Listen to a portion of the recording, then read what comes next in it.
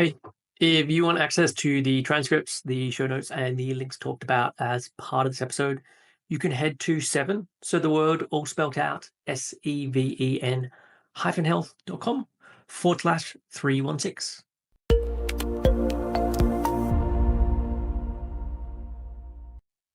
Hey everyone, welcome back to another episode of Real Health Radio. I'm your host, Chris Sandel. I'm a nutritionist and a coach and an eating disorder expert, and I help people to fully recover. So before we get on with today's show, I just want to mention that I'm taking on new clients. If you have been living with an eating disorder, irrespective how long, whether it's been a year, whether it's been many decades, I would love to help you reach a place of full recovery. And I know full recovery may sound like a stretch at this place and may sound like a fantasy, but it's what I help people to achieve. And I would love to help you get there as well. So if you're interested in this, you can send an email to info@7-health.com and put coaching in the subject line. And then I can get back to you with the details about working together and we can have a conversation about what that would look like. So info@7-health.com and put coaching in the subject line. So on with today's show, and this one has come about. We actually had a group coaching call this week as part of my program, and this was one of the questions that came up. Obviously, it was Thanksgiving last week, or at least it was at the point that I'm recording this. And the question was around event restriction. And I think this is a really common thing in recovery or when living with an eating disorder, probably more accurately. And this is I've been invited to an event. It could be a wedding, it could be a dinner, it could be some event where there is going to be more food than usual or different food than usual, or I'm going to be around different people when I'm eating. There's this particular event that I've been invited to, and what often happens is there's this restriction that happens in anticipation of that event. And so while maybe it would have been useful for this to go out prior to Thanksgiving, we're getting into the holiday season. And so it's likely that there is going to be lots of events that come up over the next month where there may be this temptation to restrict in advance. But I would say that this is an episode that is going to be evergreen because there's going to be events that come up irrespective of what time of year it is. And especially if you're starting to do more pro recovery things and you're starting to challenge yourself more, there are going to be more situations where you do say yes to that invitation to go to dinner with a friend, or yes to that work function that you usually avoid going to. And so I want to talk a little about event restriction today and why it occurs and what you may do instead, and see what happens when you run this different experiment of doing things differently. So I think the first place to start with this is to look at what is the intention with restricting in anticipation of an upcoming event. And there can be lots of different reasons that this occurs, and you can reflect on this for yourself of if this is something that you do, if you have an event coming up and you restrict, thinking about why you do that restriction. And from working with clients for a really long time and having many of these conversations around it, there are a number of reasons why people say they do it. So one is I'm trying to balance out the amount of energy that I have coming in. If I'm trying to keep my energy below a certain amount or within a certain band, then I'm trying to manage that with the anticipation that I'm going to eat more at this event.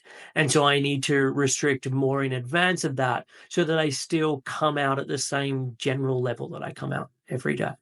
And if I think about it from that perspective, that's still a very eating disorder way of viewing this. That's not a very pro recovery way of viewing it, but that's one of the things that people may say. Another thing that is very common is that if I restrict in advance, I'm going to then be able to enjoy that event more than I otherwise would. And so there's this idea that by doing this restriction, and when I say restriction, it could actually be restriction, or it could be I'm increasing my exercise as a way of compensating. So it's not just about restriction, it's getting into a lower energy state prior to this event with the anticipation that there's going to be more energy coming in at that event. And so, yeah, by doing this restriction, the belief is that when I get to that event, I'm going to have more freedom. I'm going to feel more safe to be able to eat more food. It's going to be a more relaxing experience by doing it this way. I'm going to enjoy the food more. I think this is a really common one, that the fear that I'm going to get to that meal, I'm not going to be hungry and I'm not going to enjoy it in the way that I hope. Because I think so often what happens with an eating disorder, because there is so much restriction, because there is so much avoiding of eating when really you need to be eating, it creates this food being on a pedestal. So you want to have just the most incredible, enjoyable experience at any time that you eat.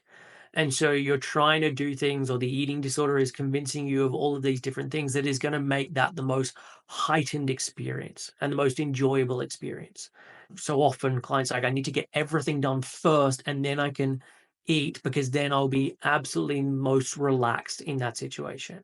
Whereas if I'm not, then I'm going to be thinking about this thing and that thing. And so there's always this goal of how can I truly, absolutely maximize my enjoyment of that meal. And that's often what I think is guiding this event restriction piece. There could be other reasons that I've missed. And so have to think about for you, and if there's anything I've missed, you can sort of add that to it. And I want you now to then reflect on what actually happens. Because if you've done this before, so you've had an event coming up and you've restricted and then you've gone to the event, you can reflect on how does it actually go? What actually happens in that event?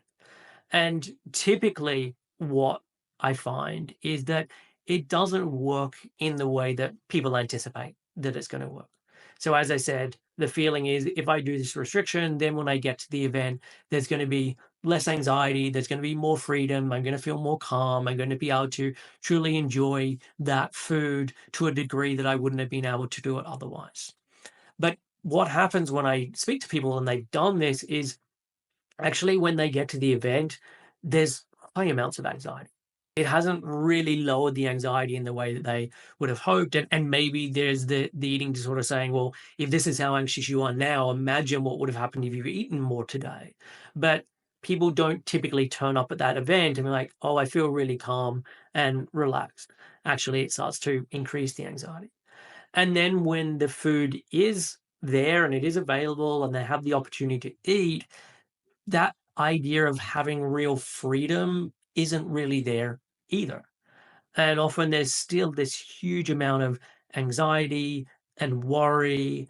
And typically, what we find is while someone anticipated they were going to eat more than they usually do, it doesn't often turn out to be the case. Sometimes it is, but more often than not, someone actually ends up eating the same as what they would usually, or even less than what they would usually. And so they don't have this really lovely experience as part of that meal. It just leads to more worry and often more restriction.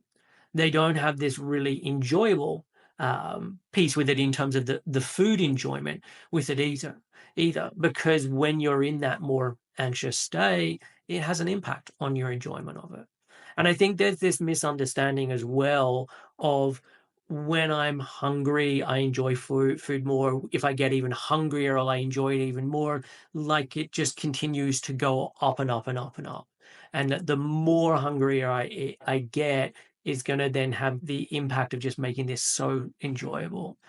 And while it can be true that your level of hunger can have an impact on your level of enjoyment or satisfaction, there is a point where there's this real diminishing returns on that stuff, and where you go past the point where this is actually helping you and is now a hindrance to you. You've gone too far, if you will. And so this is what typically people will find when they do this, that it doesn't lead to a more enjoyable experience. It just gets in the way. And this can then have this further knock on effect as well, because then often the next day, there could be the feeling of, well, I didn't have that snack or I didn't have that lunch yesterday. So I'm not sure if I should be having it again today. And it's amazing how quickly a change that is more in line with the eating disorder very quickly becomes the new norm. And that you only have to do something for a day or two or maybe three. And it's like, no, this is what we do. We can't do anything different because this is what we've been doing. And so there is the likelihood that the next day it makes eating whatever is skipped even more challenging. It can be more challenging as well if the reflection is, well, I ate more at dinner last night than I usually do. And so then the next day it's like, well, I need to restrict again today because of what happened last night with my eating. And it then very quickly becomes this very vicious cycle. And I would say, even if it doesn't affect the next day, it then affects the next time you have one of those meals. So the next time there is an event coming up, it really solidifies this is the way that I deal with events. Anytime there is an event, this is what I have to do to allow myself to eat that food, to give myself permission to eat that food. And so it really creates this pattern. And so, what I would like to suggest is that I don't actually think this is the best way to go to an event, and that it doesn't really help you enjoy that event more. If anything, it makes it less enjoyable. And so, what I typically recommend when clients bring this up and say, "Hey, I've got this thing on Friday night where we're going out for pizza with girlfriends, and I'm really unsure of what I should do during the day," or "I've got Thanksgiving dinner or Christmas dinner or whatever is coming up." And my recommendation with this is always, if you have an event, let's just say you've got an event in the evening, just as this example. If there is an event in the evening, your eating shouldn't be impacted upon by that day.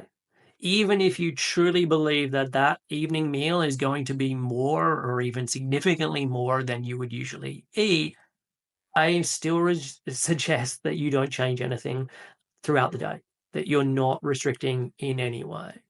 Because what happens when you turn up to that meal in a low energy, restricted state is that has an impact on your anxiety. It has an impact on your capacity to be able to truly enjoy the meal for the food, but to be able to talk to other people and be able to be present and to follow along in the conversation. And so, what does help you to be able to do all those things is to turn up to the meal not in that depleted, deprived state. And so, making sure that you're not restricting throughout the day. And if anything, I will typically say eat more than you usually do. And if you have that dinner coming up, it's possibly useful to have a snack or even a biggish snack, maybe an hour and a half before that meal, so that you're able to turn up and you're able to be calm and relaxed. And calm and relaxed might be too big a thing at this point, and that might not be what occurs. But you're able to be then present with the people there.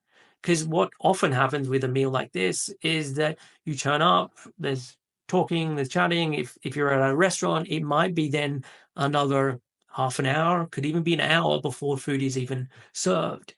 And so you think, oh, I'm meeting people at 6. There's no way I should be having something at 5. But the reality is that you might not then be eating dinner until 7. And so having that snack that you had at 5 really does help you. And so I've had a number of clients do this recently because there were events coming up. And when they have done this, the report backs have always been really positive.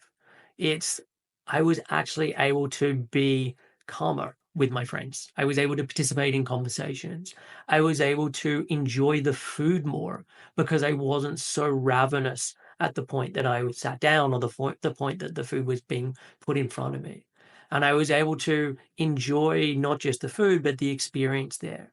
And I was able to notice when I wanted to be having more food because I could notice I was still hungry, and so I was able to have more. And so it actually increased their enjoyment of that meal, but it also helped them to recognize this is the way that I want to do this going forward. That by restricting, it doesn't help me, but actually by eating well, it allows me to enjoy that meal more. And that then has a knock-on effect with regular meals. Like if there is the eating disorder thought throughout the day of, hey, let's not have that snack now because we really want to enjoy dinner later on, there can be the realization of that's not actually true. I can have something now, and it's more than likely going to enhance my enjoyment of that meal later on. And as I said, I think one of the big fears is that I'm going to get to that meal and then I'm not going to be hungry, and that's going to be a complete disaster. Like it's going to be such a waste, or I'm going to be so upset and so disappointed when that happens. And it's highly unlikely that that actually occurs in terms of if you've had good eating throughout the day and you've had snacks, and even if you've had that snack an hour before your meeting or whatever, it's highly unlikely that you're going to be just not hungry for the meal. But in the cases where this has happened with people, where they turned up and they recognize, hey, I'm just not as hungry as I ordinarily would be for my dinner, or for at this point of the day, the takeaway from that experience wasn't that they were absolutely gutted and that it ruined anything. They were able to just notice, hey, I still enjoy myself. And so I was still able to order some food. I was still able to eat the food, and it was still enjoyable. And so this fear that this would absolutely ruin everything just didn't turn out to be true. And as I said, it's unlikely that that's going to occur, but even when it does occur, it doesn't pan out in the way that the eating disorder makes you think that it's going to. And I think as part of this, if I'm thinking about this in a broader context, there's often things that get done as part of the eating disorder, and this could be eating disorder behaviors that really create this cascade of events. And this cascade of events that might not be as you intended them to go, and they don't match up to what you thought would happen.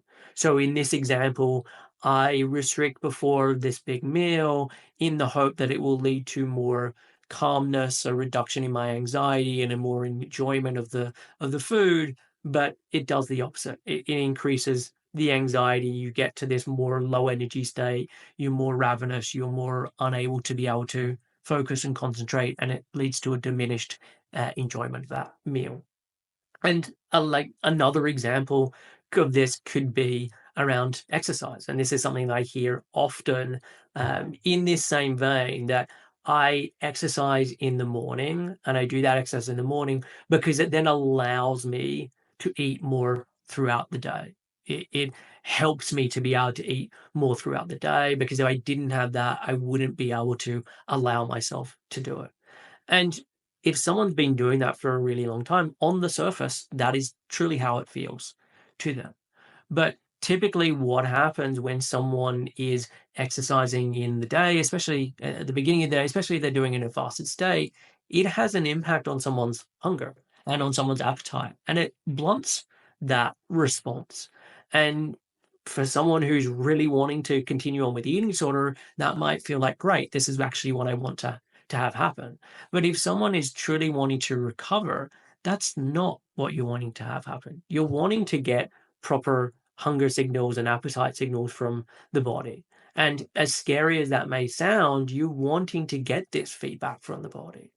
And so, this idea that by exercising, it gives me more permission to do this eating, it typically doesn't then translate, because then I get to my breakfast or I get my mid morning snack.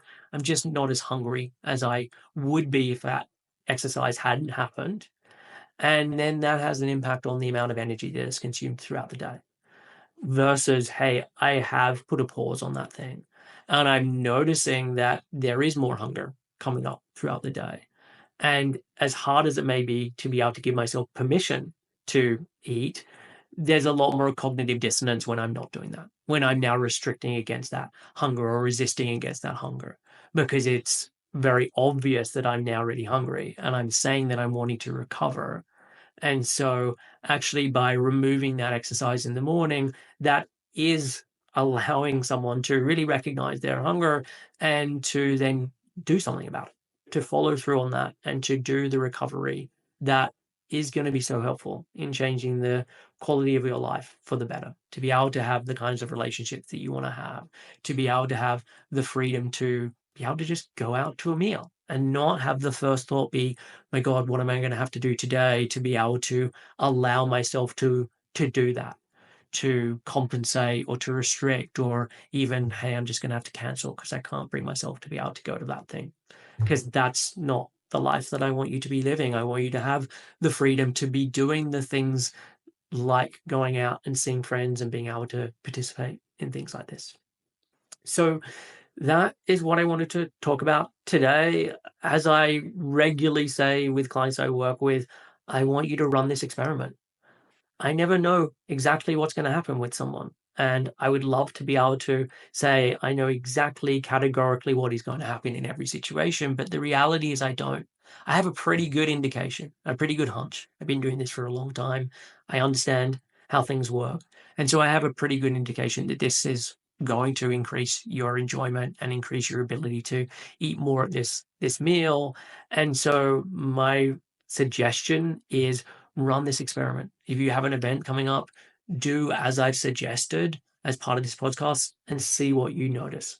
See if it improves your experience compared to spending the day restricting.